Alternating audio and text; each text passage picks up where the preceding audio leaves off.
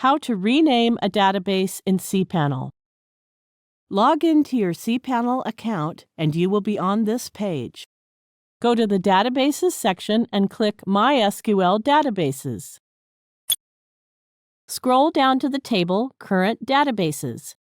Here you can see all the databases created by you. Click on the Rename button provided in the same row of the database you want to rename. For instance, we want to rename example_WP, then click on the Rename button.